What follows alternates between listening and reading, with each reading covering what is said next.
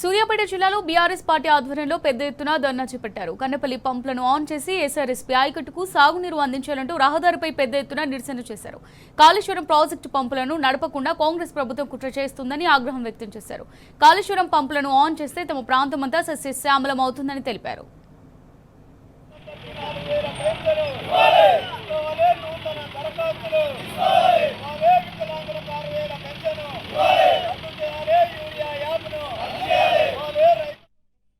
వానాకాలం ప్రారంభమై 2 నెలలు గడుస్తున్నప్పటికీ బలమైనటువంటి రోహిణి మృగశిర ఆర్ద్రకార్త పోయినప్పటికీ కూడా ఇప్పటి వరకు వర్షాలు పడక రైతు కొండ కోసం ఎదురు చూస్తున్నటువంటి పరిస్థితి ఉంది. గత ప్రభుత్వంలో కేసీఆర్ గారు నిర్మించినటువంటి కాళేశ్వరం వద్ద గోదావరి జలాలు రోజుకు 1,00,000 క్యూసెక్కుల నీళ్లు సముద్రం పాలవుతున్నా కాంగ్రెస్ ప్రభుత్వం నిర్లక్ష్యంగా నీటిని నిలిపి రైతాంగానికి పంపకుండా నిర్లక్ష్యం చేస్తూ ఉన్నది. అట్టి నిర్లక్ష్యాన్ని మేము తీవ్రంగా ఖండిస్తూ ఉన్నాం. ప్రభుత్వానికి హెచ్చరిక చేస్తూ ఉన్నాం.